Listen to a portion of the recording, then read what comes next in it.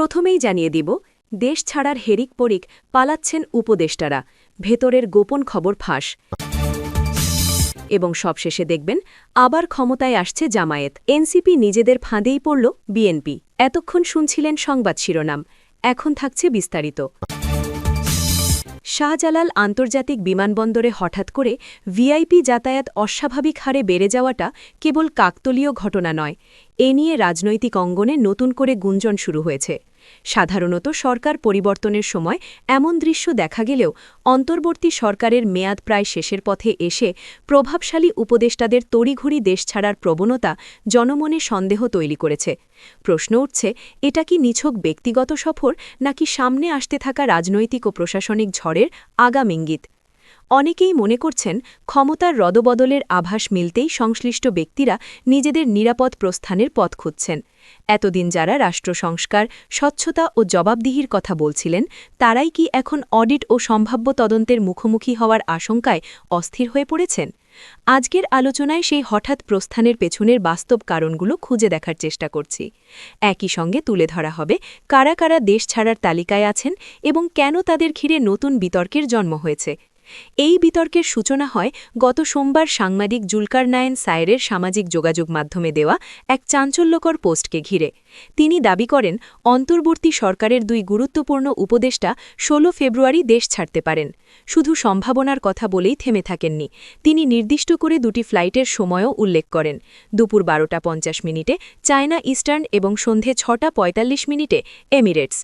তার বক্তব্য ছিল, যথাযথ অডিট ক্লিয়ারেন্স বা প্রয়োজনীয় নিরাপত্তা ছাড়পত্র ছাড়া এভাবে দেশত্যাগ ভবিষ্যতে বড় ধরনের প্রশ্নের জন্ম দিতে পারে। এই তথ্য ছড়িয়ে পড়ার পর আলোচনার কেন্দ্রবিন্দুতে চলে আসেন ডাক, টেলিযোগাযোগ ও তথ্য প্রযুক্তি মন্ত্রণালয়ের বিশেষ সহায়ক ফয়েজ আহমেদ তৈয়ব। শুরুতে তার দেশ ছাড়ার বিষয়টি নিয়ে ধোঁয়াশা তৈরি হয়। গণমাধ্যম তার সঙ্গে যোগাযোগ করলে তিনি ফোন কেটে দেন। পরে খুদে বার্তায় জানান, ৯ ও ১০ তারিখে তিনি অফিস থেকে বিদায় নিয়েছেন এবং আনুষ্ঠানিকভাবেই দায়িত্ব হস্তান্তর সম্পন্ন হয়েছে।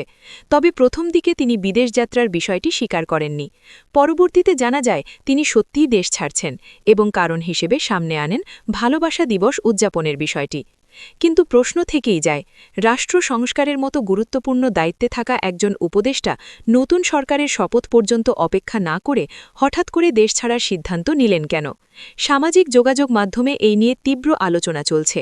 বিশেষ করে আইসিটি খাতে কেনাকাটা ও প্রকল্প বাস্তবায়ন ঘিরে তার বিরুদ্ধে আগে থেকেই অস্বচ্ছতার অভিযোগ ছিল।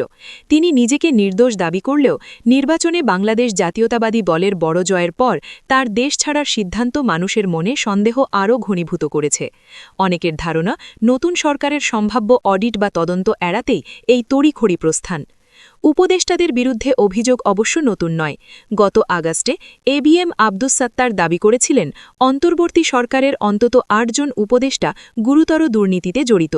সে সময় অনেকেই এটাকে নিছক রাজনৈতিক বক্তব্য হিসেবেই দেখেছিলেন। কিন্তু বর্তমান পরিস্থিতিতে সেই অভিযোগের তালিকা আবার আলোচনায় ফিরে এসেছে।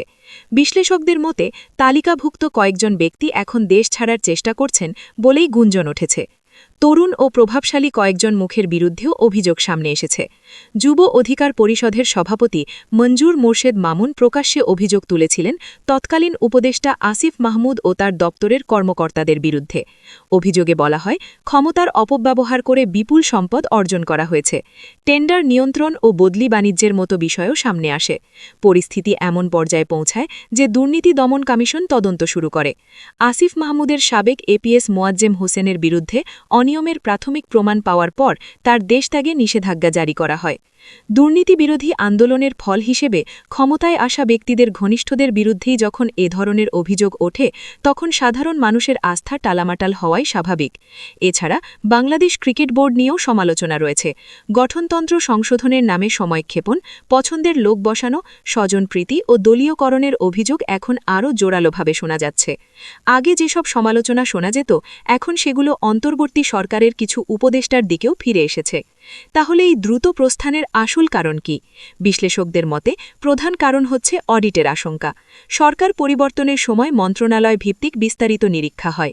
গত ১.৫ বছরে নেওয়া প্রকল্পে কোনো আর্থিক অনিয়ম থাকলে তার দায় সংশ্লিষ্ট ব্যক্তিদের ওপরেই পড়বে। ফয়েজ আহমেদ তৈয়ব ব্যক্তিগত কারণ দেখালেও অনেকের ধারণা আইনি জটিলতা ও জবাবদিহির ভয়ই মূল চালিকা শক্তি। সততার সঙ্গে দায়িত্ব পালন করলে ভয় পাওয়ার কথা নয়, এই যুক্তিও ঘুরে ফিরে আসছে আলোচনায়।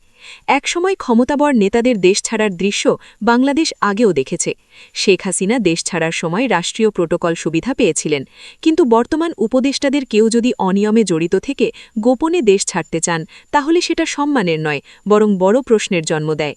সাংবাদিক জুলকার নায়েন সায়ের মনে করেন, ফ্লাইট সংক্রান্ত তথ্য প্রকাশে আসার পর সংশ্লিষ্ট কর্তৃপক্ষকে বিষয়টি গুরুত্ব দিয়ে দেখা উচিত। ইমিগ্রেশন কর্তৃপক্ষ ছাড়পত্র দেবে নাকি আটকে দেবে, এই নিয়েই জনমনে কৌতূহল তৈরি হয়েছে।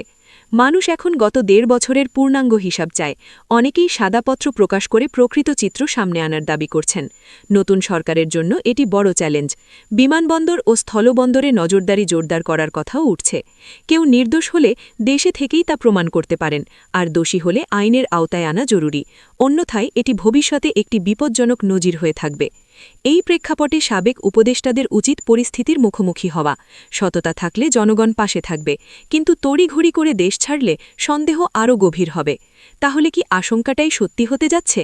রাজনৈতিক অঙ্গনে যেন হঠাৎ করেই এক ঘন কালো মেঘ জমতে শুরু করেছে। ইতিহাস বলে, রাজনীতিতে এমন মুহূর্ত আসে যখন একটি সরকার নিজেরাই নিজেদের পতনের গল্প লিখতে শুরু করে, কিন্তু সেটা তারা বুঝতে পারে না। আজ বাংলাদেশ রাজনীতি ঠিক সেই সংবেদনশীল জায়গায় দাঁড়িয়ে। বাইরে থেকে দেখলে সবকিছু নিয়ন্ত্রণে মনে হচ্ছে। সংসদে মতাধিক্য, প্রশাসনের পূর্ণ দখল, মন্ত্রিসভা গঠিত, ক্ষমতার চেয়ার দৃঢ়ভাবে ধরা। কিন্তু প্রশ্ন হচ্ছে, এই দৃশ্য কি সত্যিই স্থায়ী, নাকি এটা সেই ঝড়ের আগের নীরবতা? শেখ হাসিনার শেষ সময়েও কি এমন আত্মবিশ্বাসী দৃশ্য দেখা যায়নি? বাইরে থেকে সবকিছু নিয়ন্ত্রিত মনে হলেও ভেতরে ভেতরে জমে উঠেছিল ক্ষোভ, অবিশ্বাস আর অদৃশ্য চাপ, যা একসময় বিস্ফোরিত হয়েছিল। ইতিহাসের বড় শিক্ষা হল, ক্ষমতা তখনই সবচেয়ে দুর্বল হয়ে পড়ে যখন সেটি নিজেকে সবচেয়ে শক্তিশালী মনে করে। এই জায়গায় এসে বাংলাদেশ জাতীয়তাবাদী দলের সাম্প্রতিক সিদ্ধান্তগুলো অস্বস্তিকর প্রশ্ন তুলছে। নির্বাচনের আগে জুলাই সনদে স্বাক্ষর, সংস্কারের প্রতিশ্রুতি, জনগণের সামনে নতুন রাষ্ট্র ব্যবস্থার স্বপ্ন দেখানো আর ক্ষমতায় এসে সংবিধান সংস্কার পরিষদের শপথ বয়কট, এটা কি শুধুই রাজনৈতিক কৌশল, নাকি ক্ষমতার বাস্তব চেহারা? যেখানে প্রতিশ্রুতি কেবল ক্ষমতায় যাওয়ার সিঁড়ি, আর ক্ষমতায় পৌঁছেই সেই সিঁড়ি সরিয়ে ফেলা হয়। গণমতে ৬-৮% মানুষ সংস্কারের পক্ষে রায় দিয়েছে। এটা কোনো ছোট সংখ্যা নয়, এটি একটি স্পষ্ট জাতীয় ম্যান্ডেট। তবু বলা হচ্ছে, সংবিধানগত জটিলতার কারণে শপথ নেওয়া যাবে না। এখানেই দ্বন্দ্ব তৈরি হচ্ছে, কারণ একই সংবিধানের কাঠামোর মধ্যেই অন্তর্বর্তী সরকার গঠিত হয়েছিল। সেই কাঠামোর অধীনেই নির্বাচন হয়েছে, আর সেই নির্বাচনের ফল মেনে নিয়েই সংসদে যাওয়া হয়েছে। তখন সংবিধানের সমস্যা হয়নি, কিন্তু এখন হলো কেন? এই দ্বৈত অবস্থানই মানুষের মনে সন্দেহের বীজ বুনে দিচ্ছে। আর রাজনীতিতে সন্দেহ মানেই ধীরে ধীরে আস্থা হারানো। আস্থা হারারে কেবল মতাধিক্য দিয়ে কোনো সরকার টিকে থাকতে পারে না। বৈধতা, নৈতিকতা আর জনগণের বিশ্বাস, এই ৩টি স্তম্ভের ওপরেই ক্ষমতার স্থায়িত্ব দাঁড়িয়ে থাকে। যদি মানুষের মনে এই ধারণা জন্মায় যে ক্ষমতা পুরোপুরি স্বচ্ছ প্রক্রিয়ায় আসেনি, তাহলে সেই সরকারের প্রতিটি সিদ্ধান্তই প্রশ্নবিদ্ধ হয়ে যায়। বাইরে থেকে যতই শক্ত মনে হোক, ভেতরে ভেতরে সেই ক্ষমতার ভিত্তি তখন বালির ওপর দাঁড়িয়ে থাকে।